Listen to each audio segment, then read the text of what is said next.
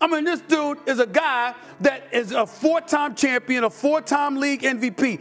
He's the reason you knew about basketball in Greece, for crying out loud. It's because of Michael Jordan. In the ongoing debate about the greatest basketball player of all time, one name often comes up in comparison to Michael Jordan, LeBron James. Stephen A. Smith, a prominent voice in the basketball community, is not shy about his stance. While he acknowledges LeBron's incredible legacy, he is also adamant that the title of greatest of all time belongs firmly in the hands of Michael Jordan. The notion of calling LeBron James the GOAT is one that Stephen A. takes issue with, explaining that being number 2 on the all-time list is no insult. LeBron is undoubtedly one of the best, but Michael Jordan's unparalleled dominance, mindset, and legacy have set him apart in ways that LeBron, despite his greatness, cannot replicate. Today, we dive deep into Stephen A. Smith's thoughts on why LeBron, despite his accolades, cannot surpass MJ, and why calling LeBron number 2 is actually a recognition of his incredible career. Stephen A. Smith describes LeBron James as a godfather or uncle to many of today's NBA players, emphasizing his role as a mentor and an example for the younger generation. This statement highlights the respect LeBron commands, not only because of his success on the court, but also for the impact he's had off of it. He is a guiding force for the next generation, teaching players the ropes and showing them how to be successful both in basketball and in life. LeBron's influence on the game is monumental, and it's clear that he's played a significant part in shaping the careers of many young players, helping them grow in ways that go beyond just basketball. However, Stephen A. points out that being a guiding figure and a great player does not automatically equate to being the greatest of all time. LeBron's legacy as a mentor is undeniable, but this doesn't change the fact that Michael Jordan's legacy is uniquely unmatched. LeBron James is like a godfather or an uncle. I'm sure you can relate,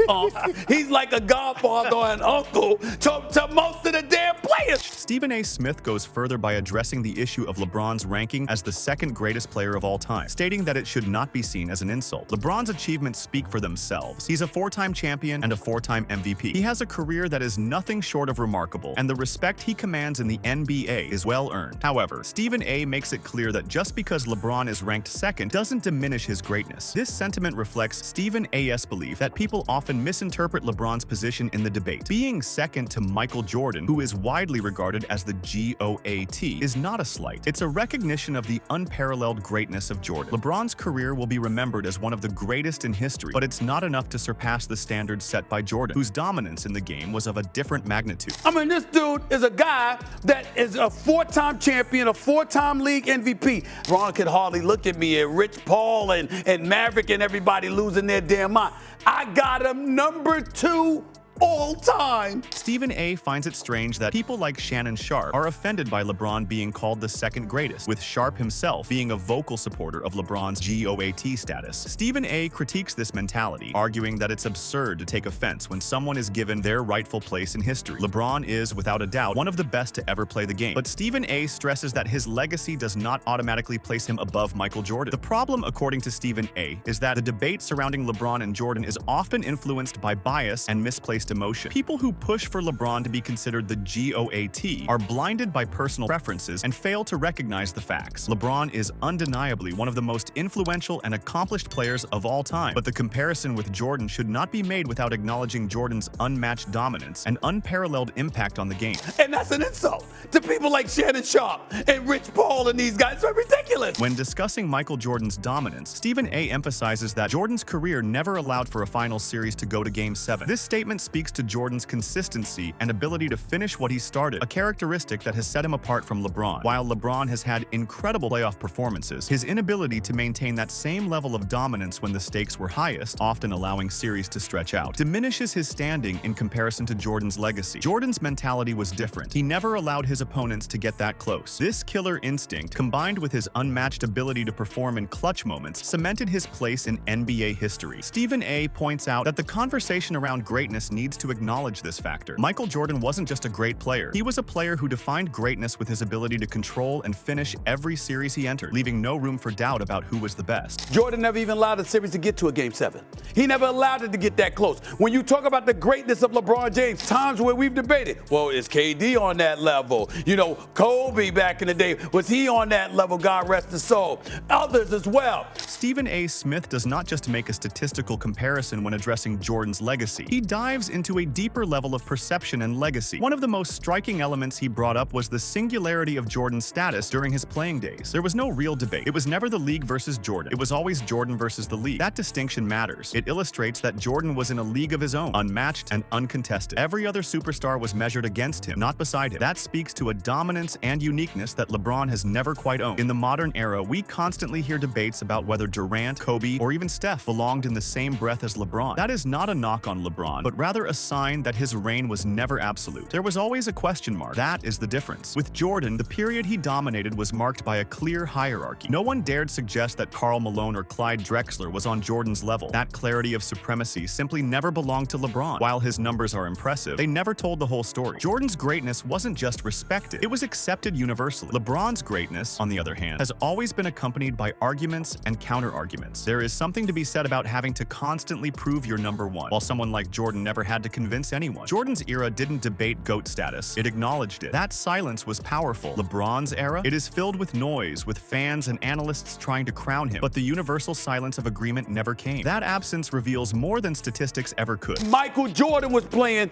you know this. Was it not Michael Jordan and everybody else? Did everybody not know it was Michael Jordan? When Stephen A. Smith moved the conversation into the realm of fear versus respect, he peeled back a layer of the GOAT conversation that most analysts overlook. He made a clear distinction between reverence and intimidation. Respect is what LeBron commands. He is admired for his basketball IQ, longevity, and ability to lead. But Jordan was feared. Fear in sports is not something that can be earned by numbers alone. It comes from a legacy of delivering every time, of punishing opponents with relentless precision, of striking terror into the hearts of even the most seasoned veterans. Jordan had that edge. Opponents were mentally defeated before the game even began. The five-time NBA Finals MVP did not just win championships, he owned those moments. Add to that his 9 all-defensive team honors and multiple scoring titles, and you begin to see the complete picture. He wasn't just dominant on offense, he was a predator on defense too. That's where LeBron falls short in the GOAT argument. He has been excellent, sure, but not terrifying. Players don't talk about nightmares of guarding LeBron the way they speak about Jordan. The psychological grip Jordan held on the league was real. You do not develop fear through stats. You build it through relentless execution. LeBron inspires effort. Jordan inspired surrender. That is not disrespect. That is a fundamental difference in legacy. Jordan's presence turned players into spectators. LeBron's presence demands strategy, but it does not paralyze. That difference may seem subtle, but in legacy terms, it is the loudest scream of all. Jordan didn't just play the game, he haunted it. And everybody else, there's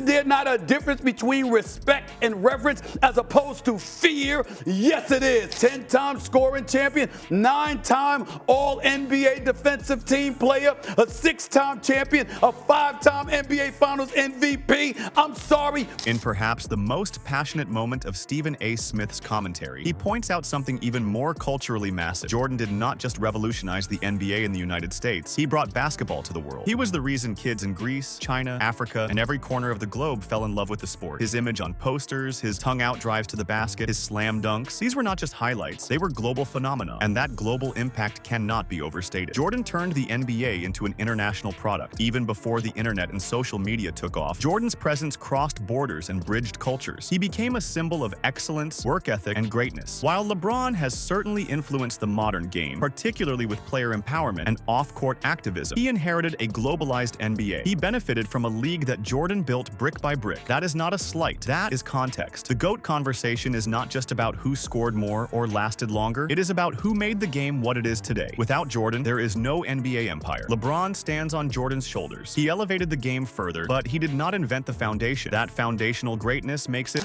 He's the reason you knew about basketball in Greece, for crying out loud. It's because of Michael Jordan. The debate will rage on in barbershops, social media threads, and sports panels. But as Stephen A. Smith passionately laid out, calling LeBron James the second greatest of all time is not a dig. It is a compliment wrapped in reality. Jordan was simply different. His dominance was unquestioned. His impact was unmatched. His legacy, untouchable. LeBron has climbed mountains, but the summit he stands on still belongs to Jordan. Being number 2 behind the greatest to ever do it is not disrespect. It is an acknowledgement that there was, and always will be, one Michael Jordan. And no matter how many stats or seasons LeBron adds, he will not eclipse the man who defined basketball. So let the records show, this is not hate, this is clarity. And the game remembers greatness exactly the way Stephen A. said it. Jordan first, always, forever.